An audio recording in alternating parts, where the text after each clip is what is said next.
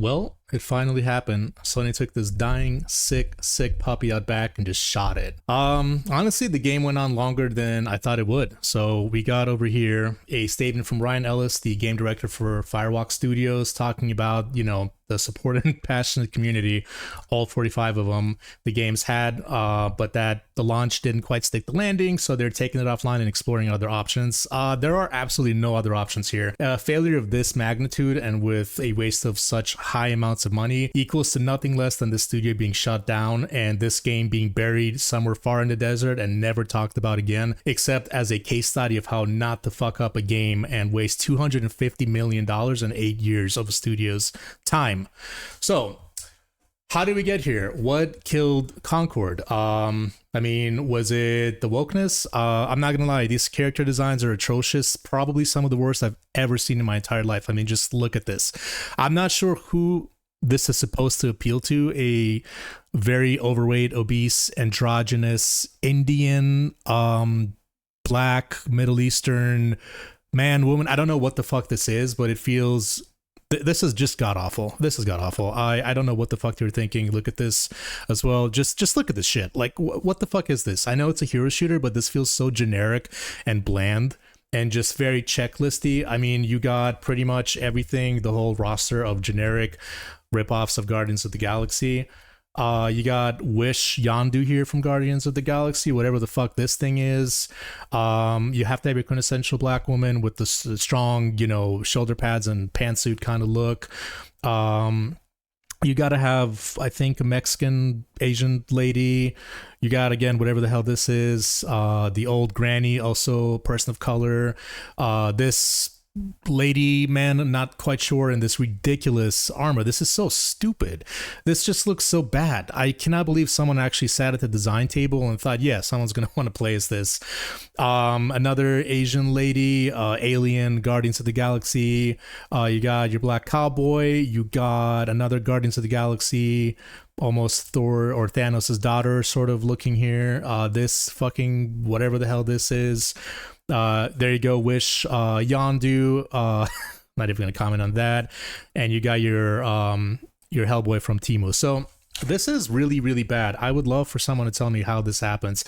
How do designers and project managers and developers sit at a table and discuss and come up with these designs and actually think that people are gonna just look at this shit? I swear, this feels like there was a checklist of every representation possible and they had to fit it in somehow into these 16 characters.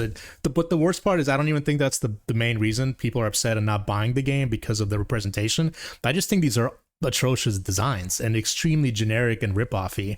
Yeah, I mean, my goodness, I have a couple different things pulled up here to get some different angles of them, but they're all just really, really...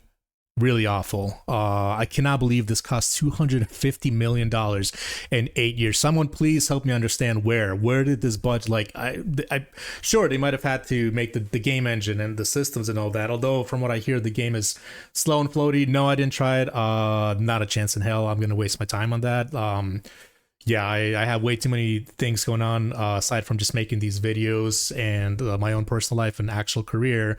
My time is more valuable than to waste it on shit like this. But from what I heard, it's floaty, it's slow. I think it's supposed to replicate more of that old school Halo feel, but this is certainly no Halo, one of the greatest video games of all times with the iconic Master Chief and Sergeant Johnson and all those Cortana. So this is not it. Again, where the fuck did $250 million go? Was Sony swindled? I would love to know. Sony also did not seem to market this that bad, but I will say there was that one tweet from one of the developers who was bitching about gamers bitching about the game and saying how anyone complaining all the toxic gamers are talentless freaks and the developers are super talented.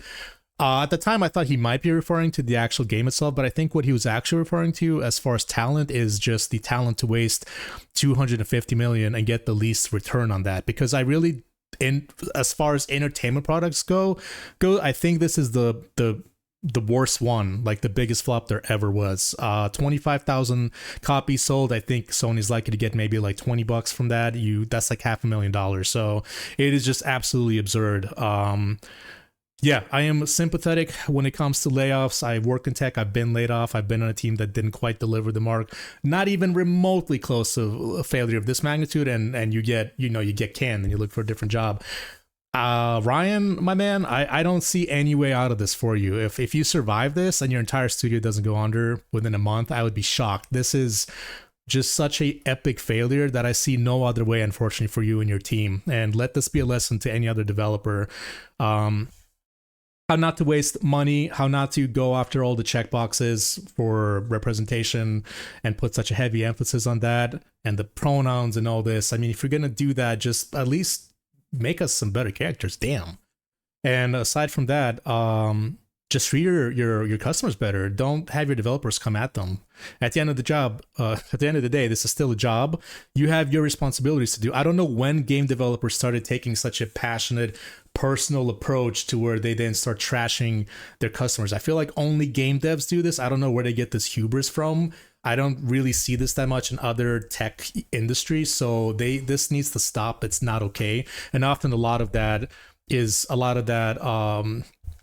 anger, criticism, whatever you want to call it, mainly criticism, is usually not misguided. It actually is there for a good reason. So they should listen to it instead of taking the approach of trashing your own clientele and leading to a peak of 660 people playing, dropping to under 100, for the 10, 11 days this game lived. So that's about all I have to say. I just figured I'd jump on the, bandwagon of trashing it, because honestly I think a game like this just deserves to be trashed.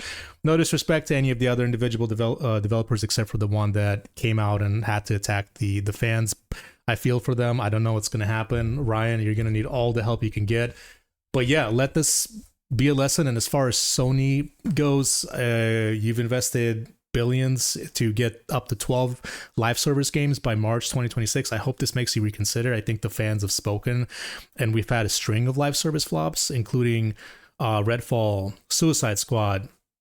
What else was there? Lawbreakers. So if this was the biggest one by far in terms of floppage, but we've been trending. All of those launched with abysmal numbers and died painful death very shortly after. I think this one just was, the fans had the biggest statement to say to this one. Just no, the live service shit is out, and these garbage ass characters, I think maybe you design them for 10-year-olds. I don't know who else could look at something this garbage and like it, except for maybe 10-year-olds that thinks this is funny or something. But you forget they don't have any money. If you maybe made it free to play, it would have helped, but no, you got greedy and you actually think this is worth $40, which is absurd. So all in all, just spectacular failure on every single front possible. That's all I got to say. Yeah, let this hopefully be the beginning of the end of garbage, generic hero shooters and live service and greed. Probably not, but we can hope, right?